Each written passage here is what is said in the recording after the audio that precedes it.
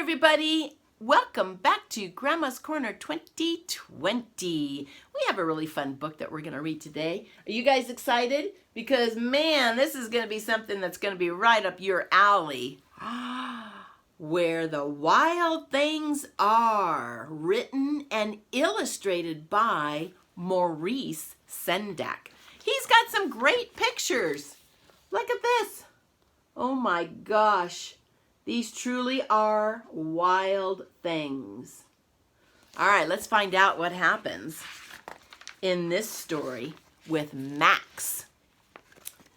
That night, Max wore his wolf suit and made mischief of one kind.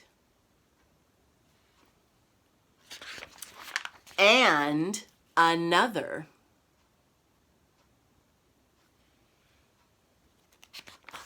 His mother called him Wild Thing, and Max said, "I'll eat you up."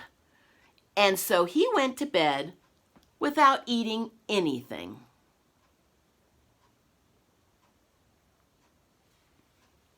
I think he got in trouble for talking back. That very night in Max's room, a forest grew.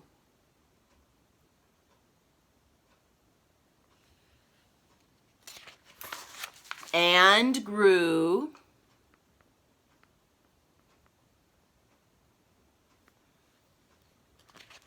And grew until his ceiling hung with vines, and the walls became the world all around him.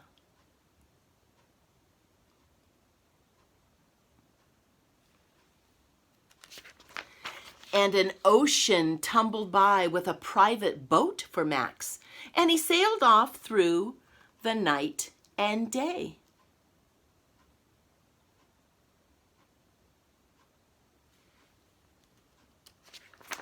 And in and out of weeks and almost over a year to where the wild things are.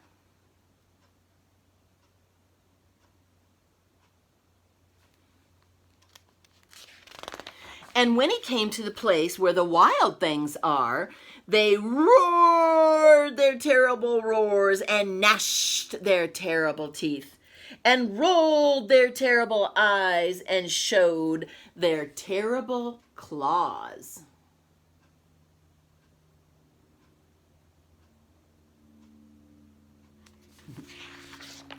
Till Max said, "Be still," and tamed them with his magic trick of staring into their yellow eyes without blinking once.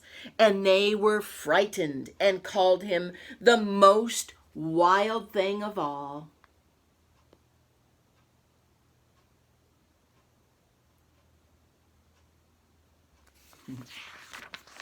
And made him king of all the wild things.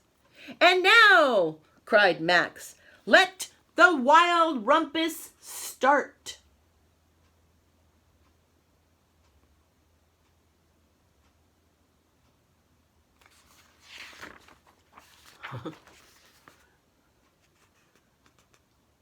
Well, they are having a good time.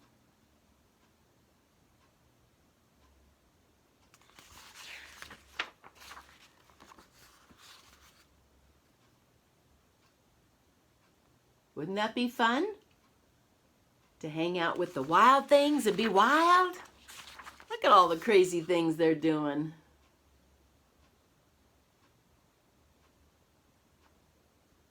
They're very big. "Now stop," Max said, and sent the wild things off to bed without their supper. And Max, the king of all wild things, was lonely and wanted to be where someone loved him best of all. Then all around from far away across the world he smelled good things to eat. So he gave up being king of where the wild things are.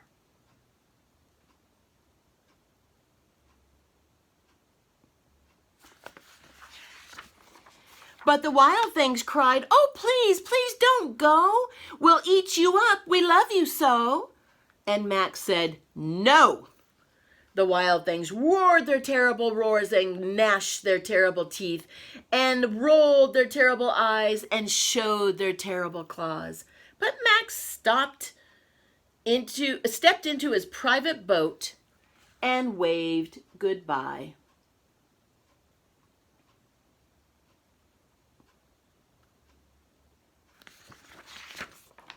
And sailed back over a year, and in and out of weeks, and through a day.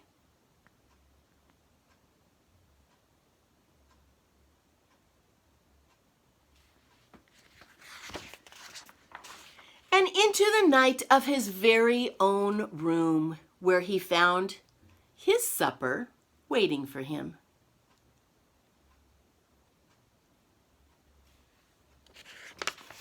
And it was still hot.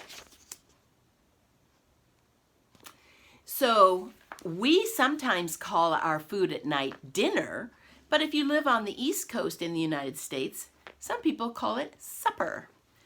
Where the wild things are. Woo, that was a good one. What an imagination. All right, thank you for joining me, and hopefully you're going to catch us next time when we read Mooncake by Frank Ash.